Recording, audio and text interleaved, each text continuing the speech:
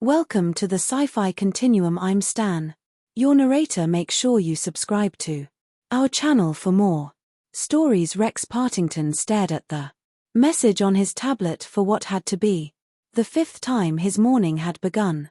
Like any other, checking the nutrient balance on his latest terraforming project while sipping a subpar cup of synthetic coffee in the greenhouse of a far-flung moon colony. Yet nothing could have prepared him for this surprise. Congratulations. You have won the Intergalactic Union lottery. Your prize, a Gatari wife. The notification blinked cheerfully at him, as if winning an alien bride was just a normal Tuesday occurrence. His brows knitted together as he tried to process the absurdity. The lottery was one of those random galactic promotions he'd seen pop up on every channel. He never expected to win, mostly because he didn't even know he'd entered. Apparently buying that rare packet of flowering seeds from a galactic vending machine automatically qualified him a wife. Rex muttered, running a hand through his untidy brown hair. An alien wife. He felt his pulse quicken at the thought. His colleague and best friend Bunky leaned over from his workstation across the greenhouse, squinting at Rex's tablet. What's this? You ordered yourself a space bride, mate? Feeling a bit lonely among the plants? Rex shot him a deadpan look. Number I won her. Apparently the universe decided my love life needed a kick in the pants. Bunkus laughter echoed around the greenhouse. Well, look at you, Mr. Lucky. Forget growing flowers, you've grown your very own inner species romance. What's next? Are you going to teach her to love gardening? Rex chuckled but couldn't shake his disbelief. Dating had never been his strong suit. He was a space botanist. After all, his relationships tended to involve soil pH levels, not dinner dates. But now apparently he had won himself a wife, a blue-skinned alien wife at that. Well, I guess I'm going to find out, Rex said, standing up from his workstation, feeling both amused and unnerved. A week later, Rex was standing on the docking platform of a grand space station orbiting Yes, the hub of the Galactic Union's diplomatic efforts. His head was still spinning. Everything had happened so fast, from the legal form ITs to the sudden travel arrangements. The station itself gleamed in the vastness of space, a shining beacon of interspecies cooperation, and somewhere inside his prize awaited him. He didn't know what to expect. Were Gari women more like humans? Did they have similar customs? He had done some cursory research, but most of the information he found was outdated or vague. The Gari were known to be a proud, warrior-like race, but beyond that, who knew?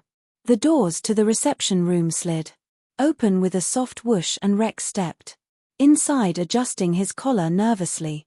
The room was sleek, all metallic curves and smooth surfaces, but the only thing that caught his attention was the figure standing by the viewing window. She was tall, lithe, and impossibly graceful. Her skin shimmered in the soft light, a deep, radiant blue that seemed almost ethereal.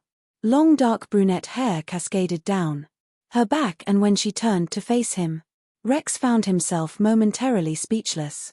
Her features were strikingly soft for a warrior race. She had large eyes that gleamed with a mixture of curiosity and amusement, full lips curved into a teasing smile. She wore a flowing silver gown that hugged her slender frame, and despite her alien appearance, she had a presence that was undeniably captivating. You must be Rex Partington, she said, her voice soft yet edged with playful confidence. Her gaze swept over him from head to toe. You're smaller than I imagined. Rex blinked, taking a thanks. He immediately cursed himself for sounding like a bumbling idiot. Shima laughed, a light melodic sound. Relax, human, I'm just teasing you. She took a few steps forward, her movements fluid. I'm Shima, you're a prize. Rex rubbed the back of his neck, feeling like he just stepped into the most surreal moment of his life. So you're my wife? Then Shima raised an eyebrow.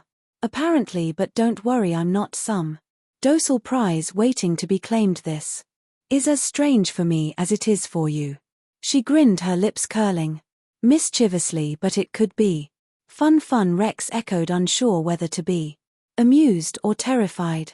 Yes, Shima said, taking another step closer. You're a botanist, right? I've never met a man so in love with dirt and leaves. Could be interesting to see what makes you tick. Rex felt a blush creep up his neck. Plants don't argue back, they just need care. It's simple. Shima tilted her head, her smile softening. You'll find I'm more complicated than a plant, Rex. He chuckled nervously, scratching his beard. I'm getting that sense. After the formalities were done and the details settled, Rex and Shima were sent to their temporary living quarters on the station. Their suite was spacious, with sleek furniture and a grand window that opened up to the stars for the most part. Rex was still reeling from the fact that this stunning alien woman, his wife, was now a part of his life. That evening, they sat together on the couch eating some sort of fusion alien cuisine. Rex was half focused on his food, still trying to process how everything had changed so quickly, while Shima seemed perfectly relaxed, watching him with that same playful smirk. So Shima said, her tone almost casual, you're really into these plants of yours? Rex nodded, chewing slowly. Yeah. You could say that I've spent most of my career terraforming moons, creating self-sustaining ecosystems. It's kind of my thing.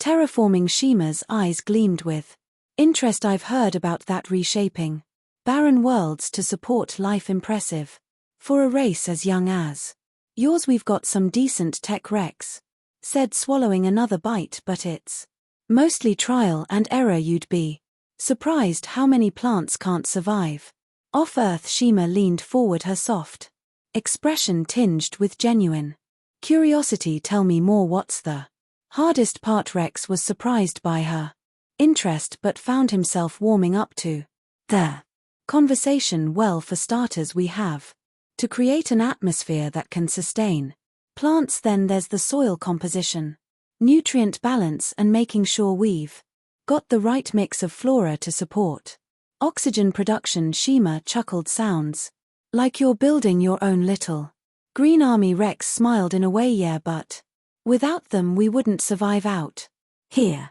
Shima's gaze softened, and for a moment they just looked at each other, the playful banter subsiding into something quieter. You really care about this, don't you? She said, her voice gentler. Now it's not just a job to you. Rex nodded, feeling an odd sense of vulnerability. It's not, it's life, I guess. Creating something that can survive, thrive even when everything else says it shouldn't. Shima's lips quirked into a soft smile. I understand that more than you think. That night, after Rex had arranged a few plants by the window, he found Shima standing there gazing out at the stars. Her figure was bathed in soft light, her blue skin glowing faintly. She seemed deep in thought, her earlier playfulness replaced by something more contemplative. Rex walked over, standing beside her. You okay? She glanced at him, her expression unreadable. Do you think this will work? Rex, he frowned. What do you mean this? She gestured between them. Us. I know we didn't ask for this, and I can see you're trying, but we're from different worlds. Literally, Rex thought for a moment before replying. I didn't expect this either, Shima. Hell, I didn't even think I'd win a lottery, let alone marry someone from another species, but I'm willing to give it a shot. You. Shima's gaze softened. I wasn't sure at first, but you're different from the humans I've met before. You're not just about power or conquest. You care about things that grow, things that need time and patience. She smiled slightly. I find that fascinating. Rex chuckled softly. Fascinating her? Don't let it go to your head, she teased, nudging him gently. But yes, maybe we can make this work. Rex smiled, feeling a warmth spread through him. Maybe just as they were starting to find their rhythm, disaster struck. The alarms blared through the station, jolting them both awake. A voice crackled over the intercom. Security breach, hostile ships detected. All personnel prepare for emergency Evacuation what the Rex stumbled out of. Bed eyes wide with confusion Shima was. Already up her calm demeanor gone. Replaced with sharp. Focus we need to go. Now before Rex could protest Shima. Grabbed his hand and pulled him out of the room her grip firm they sprinted. Through the corridors as the station shuddered beneath them. What's happening? Rex shouted trying to keep pace. Pirates Shima said through gritted teeth. I saw them on the way in. They've been targeting diplomatic hubs. Like this one we need to get to a shuttle and get out of here before they board. They navigated the chaotic hallways dodging panicked personnel and emergency droids. Shima's quick thinking led them to a private shuttle bay where they boarded a sleek small ship designed for emergency escapes. The shuttle launched just in time as explosions rocked the station behind them. They crashed landed on a remote moon far from any immediate help. The shuttle was damaged in the escape, leaving them stranded on the barren gray surface. The landscape was desolate, dust swirling in the low gravity, and the horizon stretched into nothingness. Nice landing, Rex muttered, rubbing his bruised ribs as he crawled out of the wreckage. You're welcome, Shima shot back with a smirk, unscathed and already scanning the area for potential threats. They set up camp near the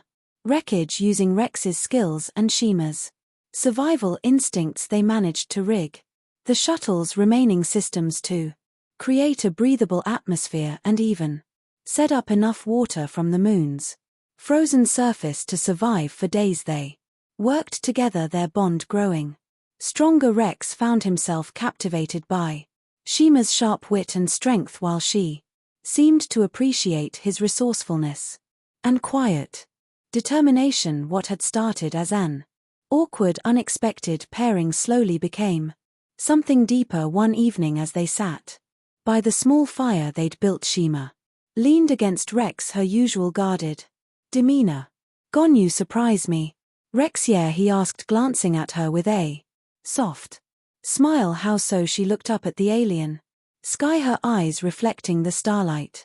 You're not what I expected from a human. Most men I've known, they're interested in power, in conquest. You're interested in creating life, nurturing it. That's different. Rex shrugged, feeling her warmth against him. I guess I'm not like most men. Shima smiled, her hand resting on his. I think I'm starting to see that. The moment between them deepened, and as the cold night pressed in, their bodies found warmth in each other. They made love beneath the stars of a distant moon. Their connection no longer bound by the lottery but by something real, something they had forged through survival, humor, and trust. Rescue came days later, and Rex and Shima returned to civilization as unlikely heroes. Their strange love story became a sensation across the galaxy, an odd pairing that defied expectations. But to Rex and Shima it wasn't about the spectacle, it was about the bond they'd formed, the life they had chosen together as they settled into their new home on a lush terraformed world. Rex looked at Shima lounging under a canopy of flowering trees he had grown himself. You know, she said with a playful grin, I think I let you win that lottery. Rex laughed, leaning down to kiss her forehead. Sure you did. And in that moment, surrounded by the life they'd built together, Rex couldn't imagine a better prize.